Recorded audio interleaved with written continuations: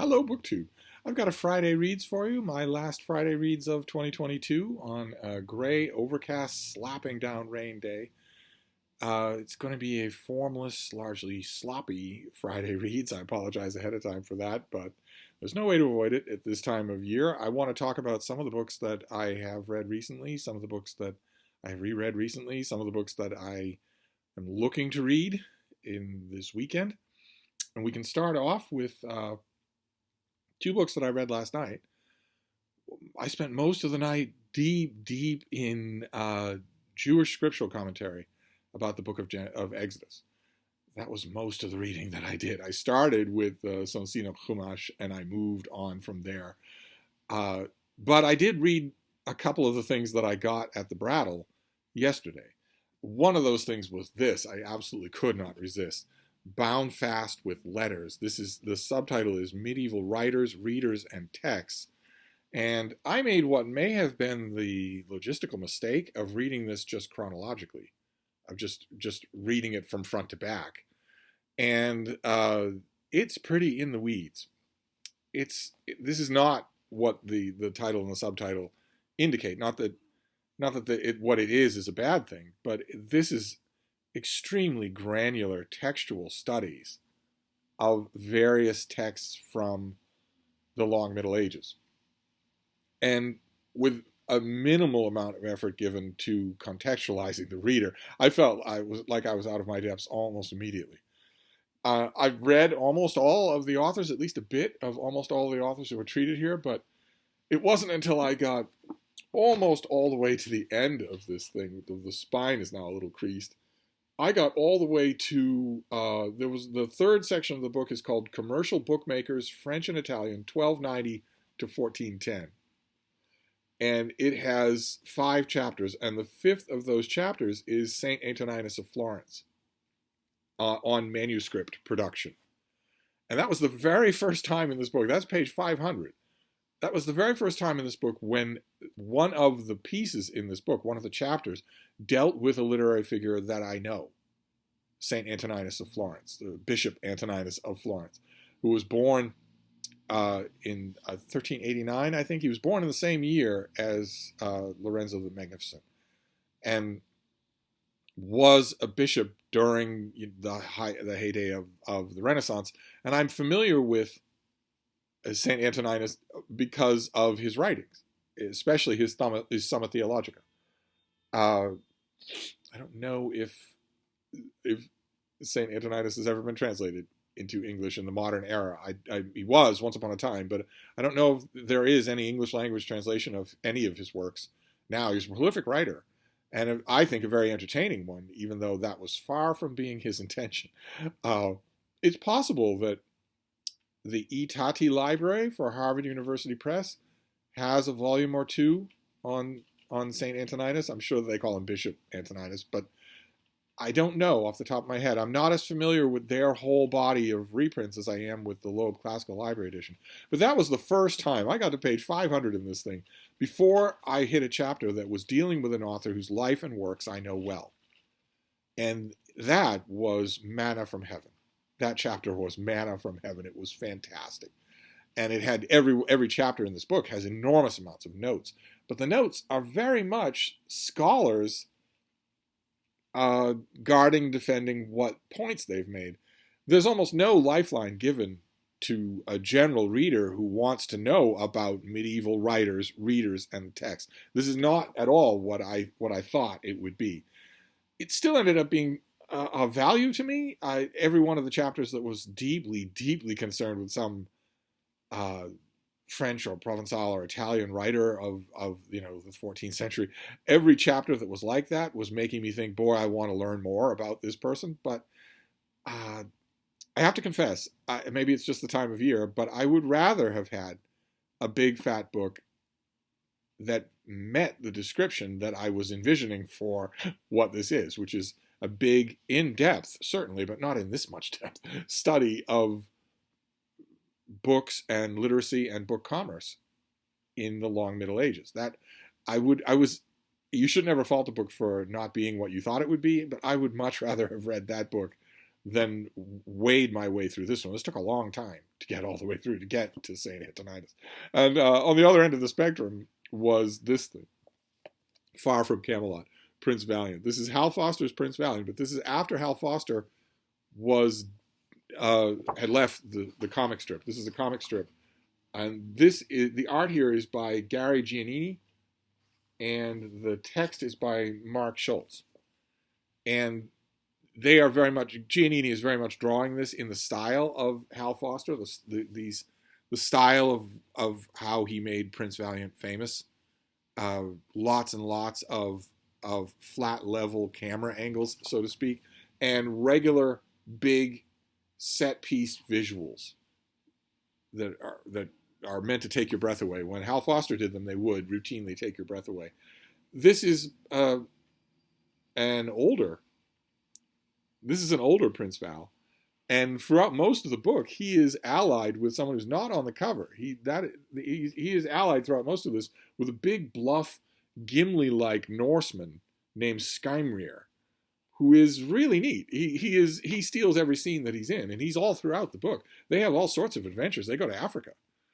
They also go to the land of the Picts in the fascinating opening adventure here, where one particular Pict who is missing one hand, he is the villain of the first half of the book, it has a goal it's also Prince Val's goal, which is to capture a dragon.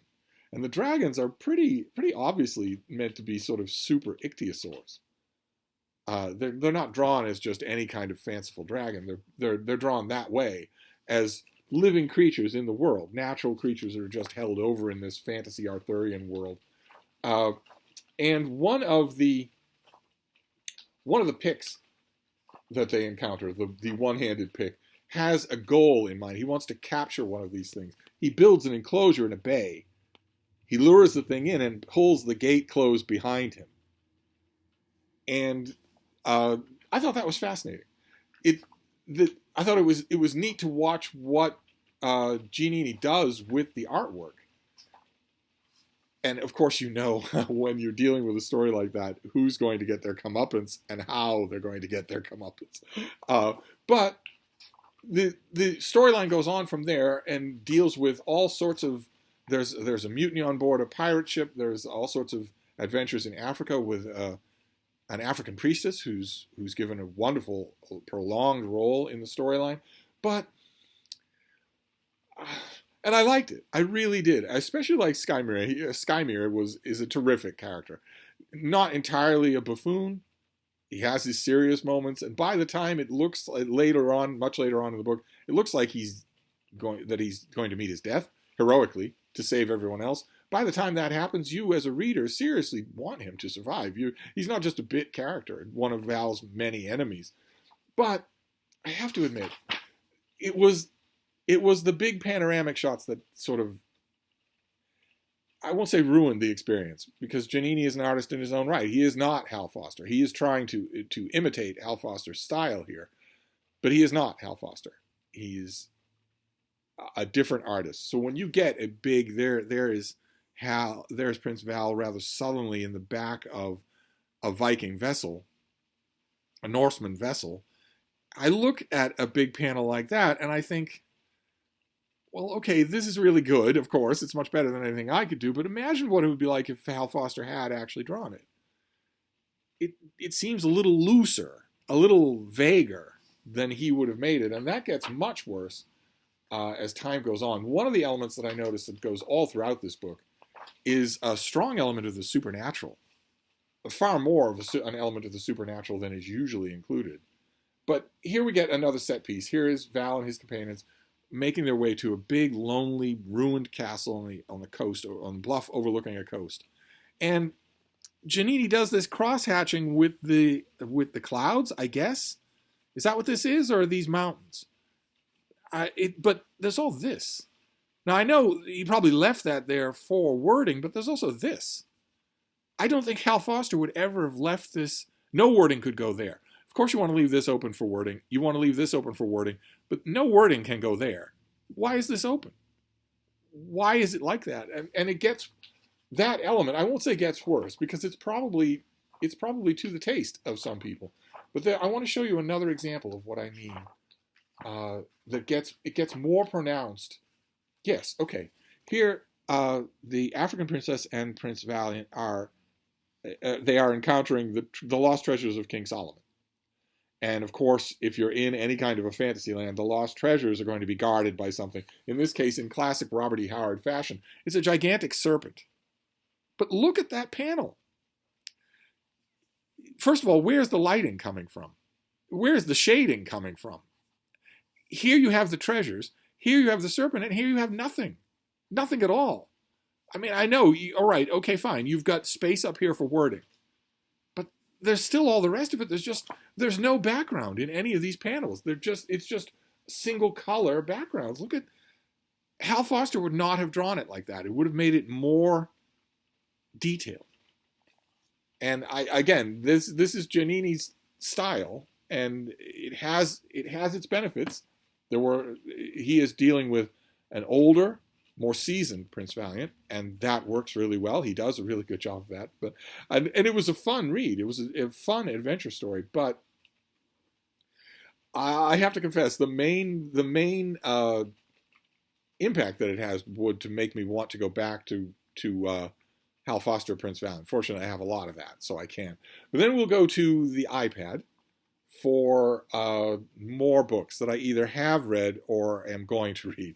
One is, a lot of these things are actually what lurks on my Kindle. A lot of these things, my Kindle app, my iBookstore app for Apple's inbuilt system, and also my Barnes & Noble Nook.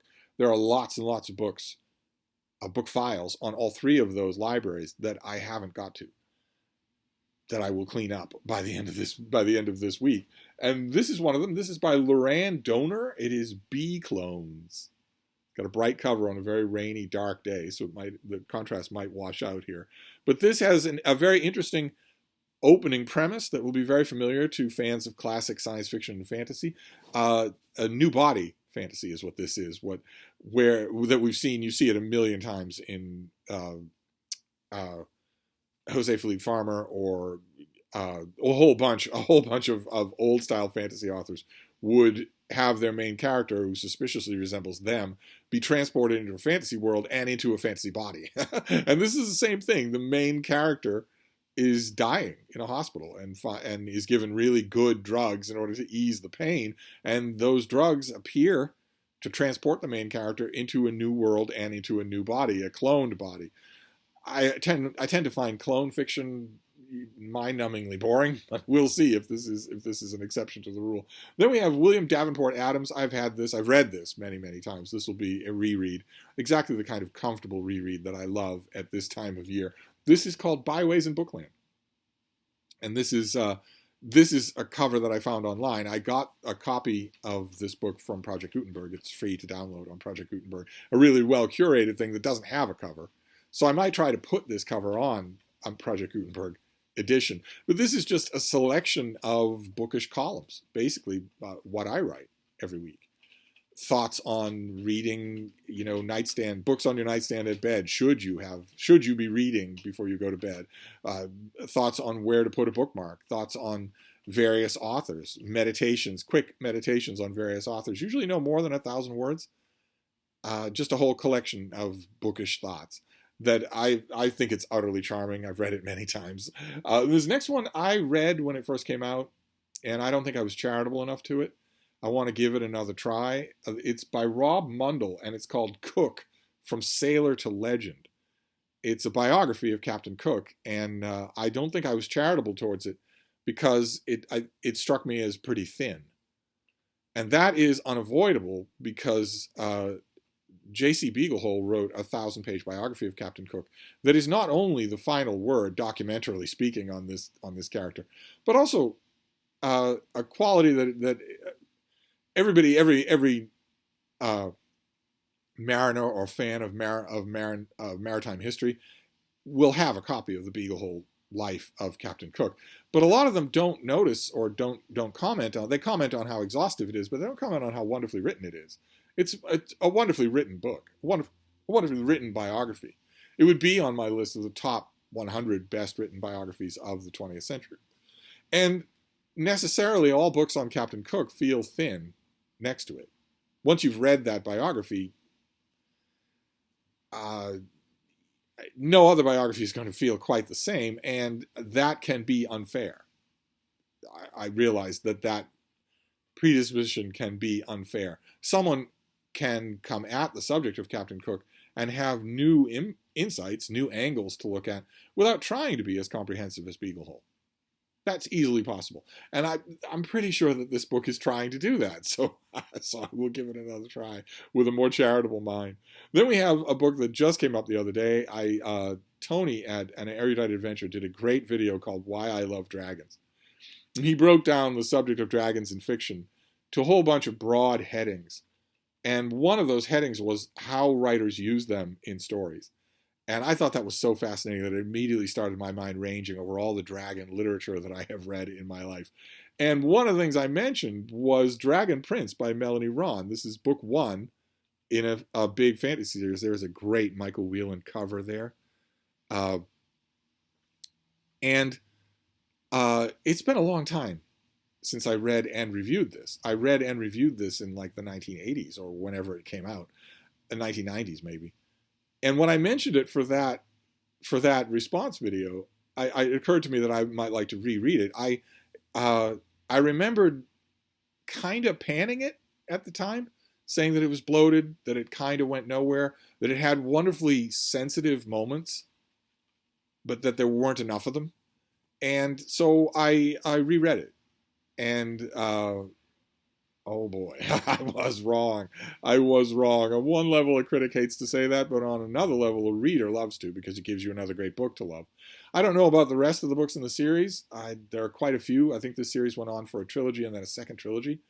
But this first book, oh boy, it is much, much better than I remembered. It is shot through with politics. And it's shot through with characters who are never only one thing. I was concentrating on how derivative it is. Horrible desert wasteland populated by dragon-type creatures, much like sandworms. An isolationist group of superpowered women who pull the strings behind the scenes in many a court and many a family. It seemed very Bene Gesserit. These things seem to me also a misfit heir who's not quite the bluff warrior that he's supposed to be, is every other fantasy novel, including Dune. So when I first read this, when it first came out in the 90s or the late 80s or whatever, I was concentrating a little too much on the derivative aspects, some of which are down to direct word-for-word correspondence, which always strikes me as if you are meaning to do an homage to Tolkien, you could mix things up a little more than that. You know, classic example being the plains-dwelling, horse-loving, rude Anglo-Saxon, honest people in Tolkien are the Rohirrim, and in Stephen R. Donaldson's The Land, it's virtually the same thing. It's virtually the same name. Often rivers or mountains or the names of castle keeps will be pretty much the same. And I shouldn't have concentrated so much on those things because they blinded me to how good this story is. Yes, it's traditional. Yes, it's predictable, but it's really well done.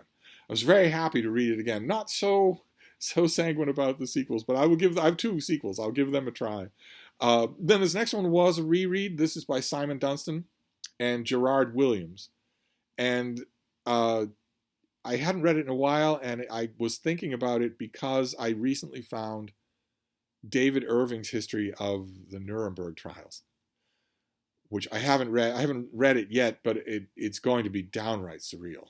Just because David Irving is, by the time he wrote his book on Nuremberg, he was pretty much explicitly on the Nazi side, and that is wrong. That is the wrong side to be on. I know that in the debased 21st century, you actually have to say that. But that's not a tenable position. This is not a both sides-ism issue. They're the bad guys. But that got me thinking about this book, which is, I don't impute anything like that kind of Nazi sympathy to either of the co-writers here. This is Grey Wolf, The Escape of Adolf Hitler. And these 2 people, Gerard Williams here is putting forward that Hitler didn't die in the bunker, that there was an airstrip along a major road in downtown Berlin, that it was held open right to the end, that the pilot that snuck Hitler and Eva Braun out of Berlin at the last moment before the Russians arrived went on record and said that happened, and et cetera, et cetera, et cetera, and that they were taken to a base, taken to a submarine, and eventually taken to South America, where they lived for years, for decades, and had powerful friends. They sort of ensconced themselves in the large Nazi subculture in Argentina at the time, the Little Berlin subculture in Argentina at the time, and it was a fairly open secret who they were, even though they went by assumed names. I read this years ago when it first came out. I don't think it looked like this. I think it had a different cover. I read it because I find these kinds of counterfactual things fascinating. I do. I'm not a biddable reader. You're going to have to prove your case in order to convince me. You're not going to sway me with they say or it is said or anything like that. But I'm still going to find it fascinating. I like it with these things because they put pressure on the seams and sutures of how we put history together in the first place. And that's good. That is a good thing. You want to be able to do that. History doesn't have an ideology. History doesn't have an agenda one way or another. So, which is why 50 years ago, when David Irving, for instance, the disgraced British historian David Irving, when he originally started wobbling on the rails, he wasn't off the rails yet, but he was wobbling on the rails, he said to the historical establishment, "You say in all of your books that Hitler ordered the Holocaust. Do you have even a single document bearing Hitler's name proving that fact? Proving that he even knew it was happening, much less that he delivered any orders?" And David Irving at the time, 50 years ago, pointed out that it's kind of weak dealing for you to say, well, he wouldn't have done that, would he? If you're going to say that, you shouldn't say that he did do that. That is basic historical precepts. You should be able to prove what you're saying. History should be able to show that. If it's a supposition, you should call it that. You should treat it as that. Of course, in the case of the Holocaust, there is no doubt. But Irving looked at a whole bunch of things that other Holocaust deniers have also looked at. Keep in mind, Irving for years and years, for decades, said he wasn't a Holocaust denier, just a Hitler culpability denier, if there's a just there. But, so I'm not talking about what he did later, but what he did originally is what historians should do. When you're telling me how many people died in the firebombing of Dresden, how do you know that? Why are you giving that total? Are you a historian from, the University of Munich? Are you giving me that total in your new book because you read it in somebody else's book? What is the documentary evidence for anything that you're saying? And if you're saying it without documentary evidence, why should I respect it? Whether it's David Irving or anybody else, that is interesting when historians do that. And I don't think it should be illegal for them to do that, no matter where you're saying it, no matter what you're saying. But what's going on here, Jared Williams, we have eyewitness testimony for everything except the actual moment when the bullet enters Hitler's brain. We have eyewitness testimony of him walking down a hallway, a short hallway, to a room and closing the door with no one else in that room but him and Eva Braun. We have eyewitness testimony, ear witness testimony of a shot ringing out. And we have eyewitness testimony of people who arrived in that room seconds later. Fumes of poison still easily detectable in the air and blood still dripping from the wounds. We have eyewitness testimony of people who took those bodies to a shallow ditch in the garden of the Chancellery building and burned them. I don't see how that isn't good enough. That should be good enough. That is not the same thing as a historian making a wild supposition. If you're going to, we have photographs from the Russians with a dead body that looks like Hitler, has the mustache and whatnot, and we've routinely been told that was a body double, and at the time Hitler was using lots of body doubles. What is the documentary evidence for any of that? I myself think that the eyewitness testimony that we have before, during, and after is sufficient, easily sufficient, to tell us that Hitler took his own life and that his functionaries then burned his body. What Gerald Williams is doing here is a lot more. He's not just saying that that eyewitness testimony is wrong. He's then piling on a whole other fantasy story that goes on for decades. If Israeli special forces were dedicated to finding the top-ranking Nazis and snatching them from the surf, snatching them from their delis, snatching them from their Swiss chalets, imagine how much more dedicated they would have been to finding Adolf Hitler. Williams makes the case, a psychological case, one part of the case that he makes in this book, which is very entertaining. It's a very entertaining book.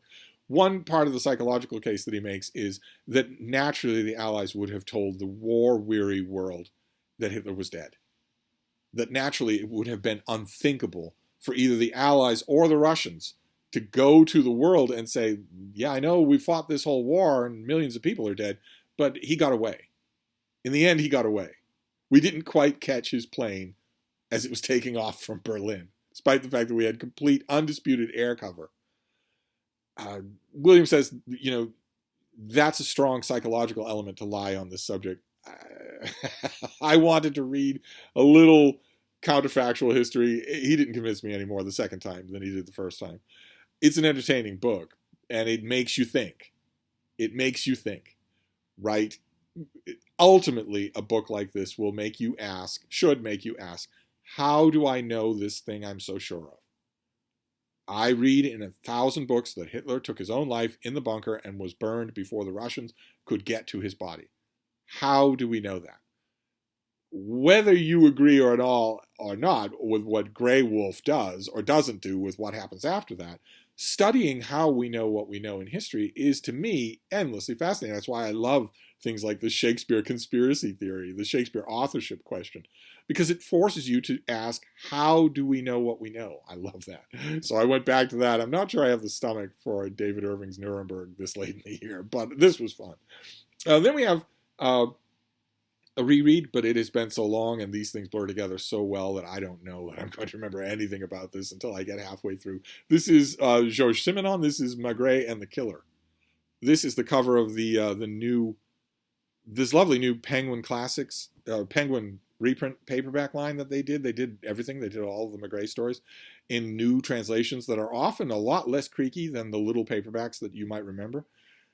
I got all of them from the publisher. The whole run, I would get 2 or 3, every season, every book season for years.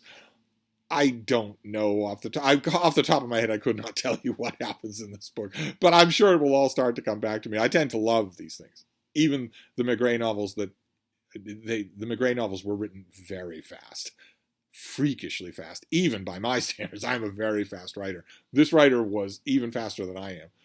They were cobbled together, hammered together, mighty fast. Even when that's obvious, I still love them. I just think they're terrific. Then this next one is self-published. This is a fantasy novel that I meant to get to a little earlier in the year. I didn't actually do that. This is book 1 in a series by S.J. Himes. This is the Necromancers Dance, the first in the Beacon Hill Sorcerer series, which takes place in Boston. The main character, which we see on the cover there, the super hottie with his shirt unbuttoned that we see on the cover there. It's a very washed out day. Can we get any more details there for the interested parties? He is a mage. He is a magic user this is urban fantasy. And he's, I guess, the most powerful one in Boston. I'll be very curious to see 2 things about this book and the series that follows. I imagine there are many more books in this series that I'm not aware of.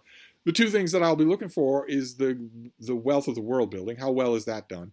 And also, naturally, I'll be looking to see how convincingly Boston is done, which I guess is a kind of world building. I'll be very interested to see whether or not S.J. Himes knows anything at all about Boston, or is even trying to know anything at all about Boston, or am I just going to hear about Paul Revere and that's it? I'm okay with that. I get that a lot in books. I don't require that S.J. Himes take a flat in Charlestown and study Boston and its ways. I'll be interested to see either one of those. And once again, because this is a self-published book, care has obviously been put into this thing. The cover was well designed. I imagine that it will be well edited and well put together. In a case like this, as I've said all year long, this will be my last chance to say it. If this is book one in a series, if book one pleases me, I will buy all the others. I will become a customer of this author. Whether or not, when it comes to self-published authors, whether or not that forbids me from being a reviewer, I'll have to sort that out down the line. I haven't quite sorted that out. But I will become a customer, definitely, because they've earned it, right? If you're doing all of this yourself, then if you do it well, you've earned a customer. So, oh God, oh, the iPad is misbehaving. Oh my God. Here, let's just push on. We have a lot more books to talk about. This next one is also self-published. This is by Aramis Jordan. I doubt that is the author's real name. And this is a holdover from NaNoWriMo. I spent all summer, thanks to Autumn Amore, I spent a large chunk of the summer and the early fall reading romance novels, and especially reading tentacle romances. I became something of a connoisseur in tentacle romances and finally decided for NaNoWriMo to write my own tentacle romance, which I had a blast doing it. It was a lot of science fiction. It was a lot of world building of my own. I view my 2022 NaNoWriMo experience, and the more I look at it, the more I view it as a failure. Even though I had a blast doing it and I went over length and I finished on time, I still view it as a failure because there was one, but sex scenes are an integral part of tentacle romance. And when it came time for me to do that, I couldn't do it or wouldn't do it. One way or another, I just stopped. I didn't do it. I didn't write that scene. I've never had that happen to me before with any kind of writing. And I've been tempted to go back to that manuscript and sort of try again. But in the meantime, you would think that that would have burned out my love of all things tentacle fiction, and you'd be wrong. So I'll be reading Feeding the Kraken. This is tentacle fiction, but of a kind. This is the main character, he with the bristling muscles, is on the run for all sorts of reasons that become gradually known as the book goes on. And he encounters a Kraken shapeshifter. I guess that counts as well. It is it's M/M.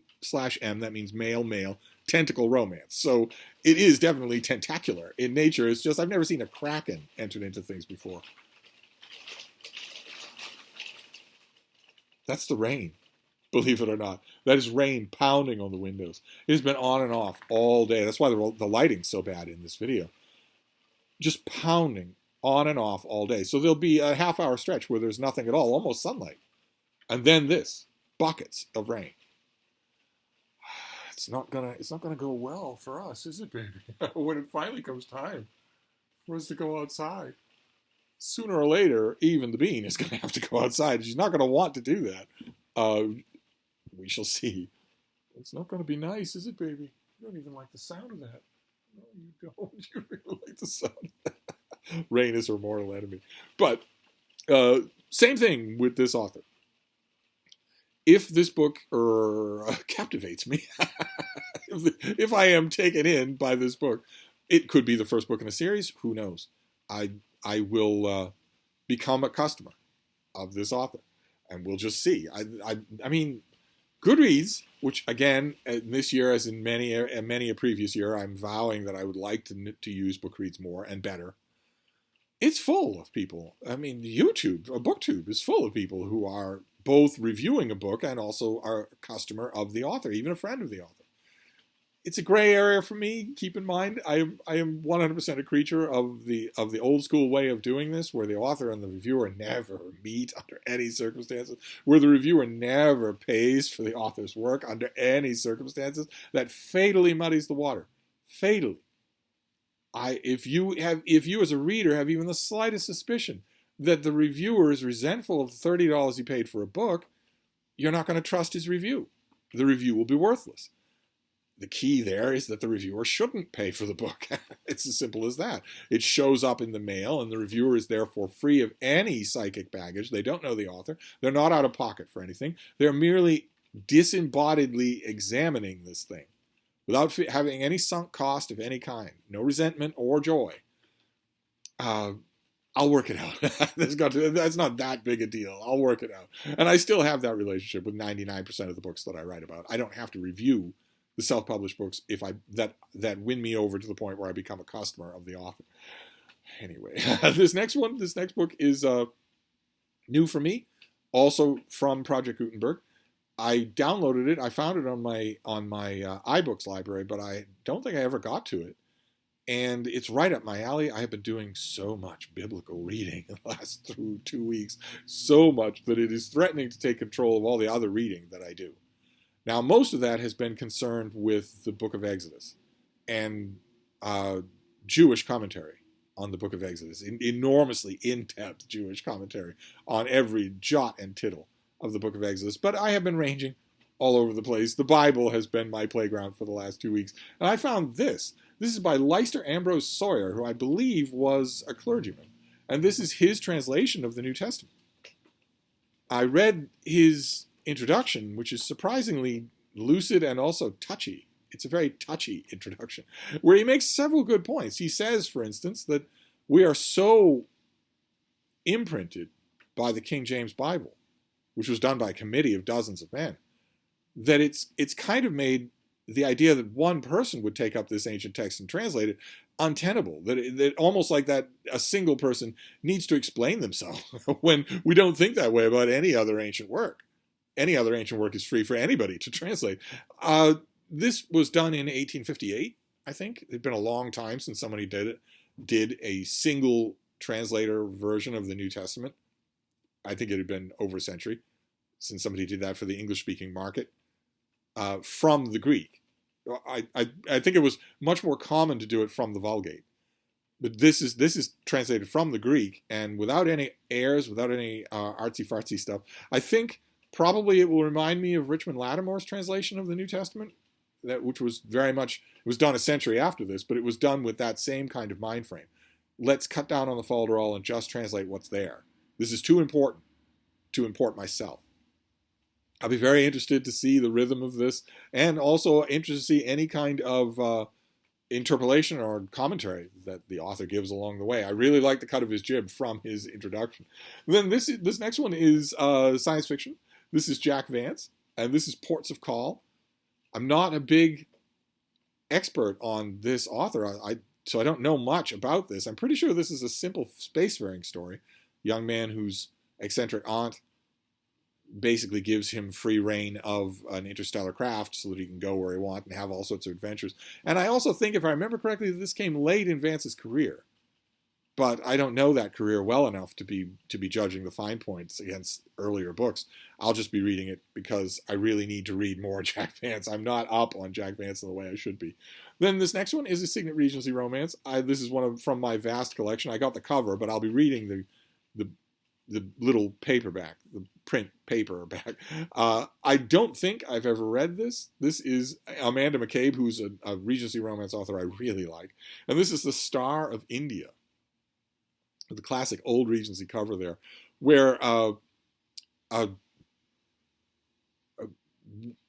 man who has disappeared, he's long been gone, returns to London from making his fortune in India, and has his sights set on a woman who he may or may not have known from his earlier life.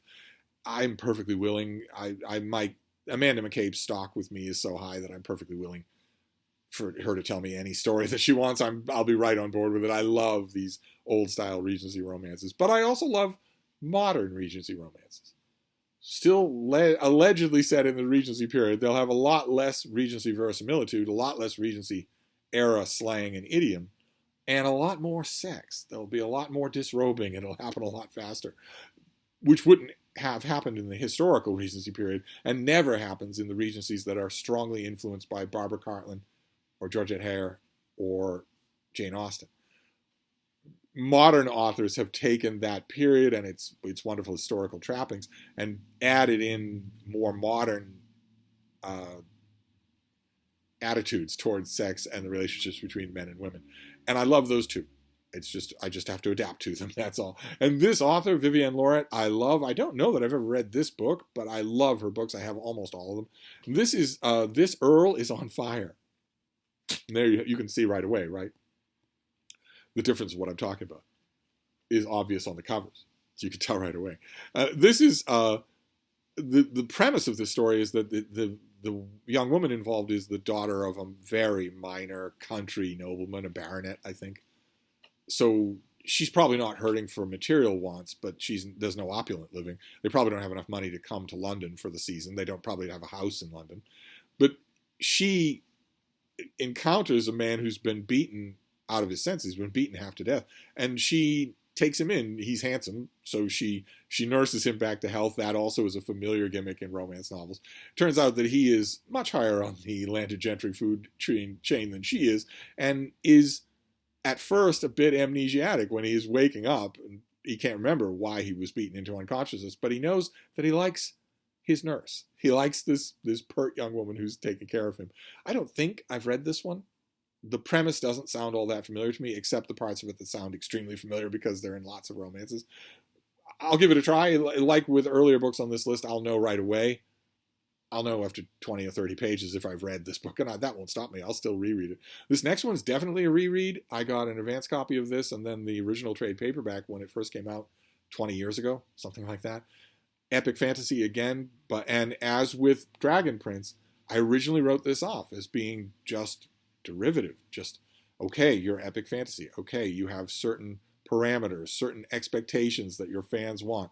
But you have to do more than just that. You can't just punch a clock, or I'm going to be bored. But if Dragon Prince could surprise me, maybe this can too. This is by Brian Ruckley, and this is Winterbirth. This is the first Thanes book of his. You can't really make out. It's too bad too, because the cover has a kind of a frosty, wintry feel to. But this is very much Game of Thrones before Game of Thrones. This is very much quasi-medieval, violent, dynastic struggles, and there are elements of fantasy in it. They're extremely well controlled. They're extremely minor, if I remember correctly. For this book, the first book, they're extremely minor. I remember I got this as, I think, an advance copy from the publisher, and I didn't particularly like it. But I have the ebook sitting there on my Kindle, so I will reread it, especially now that I've been given a salutary reminder that my judgments can change, that I may have been going at it harshly or predisposed one way or another not to like it or not giving it a fair shake. And when we're talking about predisposition, we'll end this list, this huge list, with something that I am predisposed to read. This is something that I saw first on the BookTube channel, The Brothers Gwynn. I dearly love their channel. And also William Gwynn started a channel of his own. I love them both. I think both their channels are great.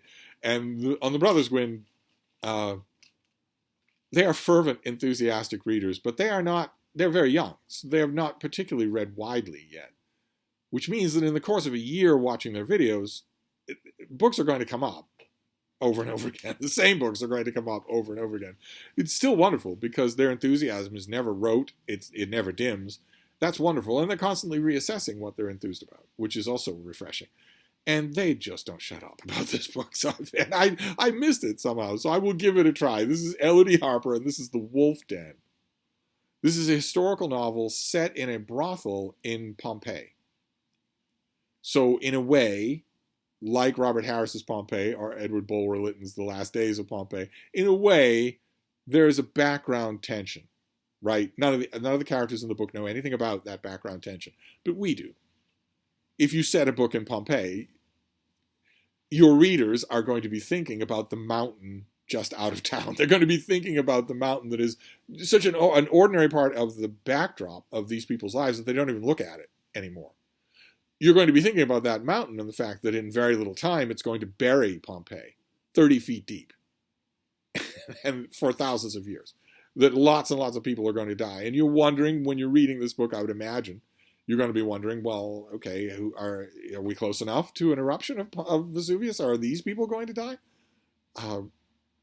But according to the Brothers Gwynn, when they mention this book, have hardly ever mentioned the eruption of Vesuvius. So I'm thinking that maybe it's not involved in this story. Maybe this is just set in Pompeii because we know a lot about Pompeii. We know a lot about the details of it because it was buried and literally frozen in amber. So we're able to study it in exhaustive, granular detail.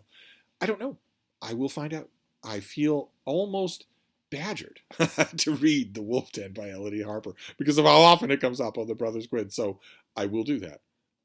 To round out the year, I will do that. So this is kind of a It's a last Friday reads and also a last lurking on my Kindle video. Just a random selection of things from plesiosaurs in Arthurian Britain uh, to prostitutes fighting for their lives in the mean streets of Pompeii. So, as usual with Friday Reads, I would love to know what you're working on, what you're reading. Also, feel free to tell me, we have only one more Friday Reads. I won't be doing a video next Friday, but feel free to tell me how your year has gone. Or if you're a booktuber with a booktube channel, feel free to make a video about how your year has gone in terms of reading. I'd love to hear it. But even if you don't have a channel, feel free to either tell me or to email me with what you're reading now and whether or not you're anywhere near. Did you set a goal for yourself for 2023 for reading? And if you did, I'm not talking just about numbers of books. I'm talking about kinds of books, pushing yourself, rereading favorites. If you set goals for yourself, you've got to know now, right? You've got to know now how close you are to whether or not you're going to do them. I'd love to hear all that. I really am nosy about that kind of bookish stuff. But anyway, 45 minutes is long enough.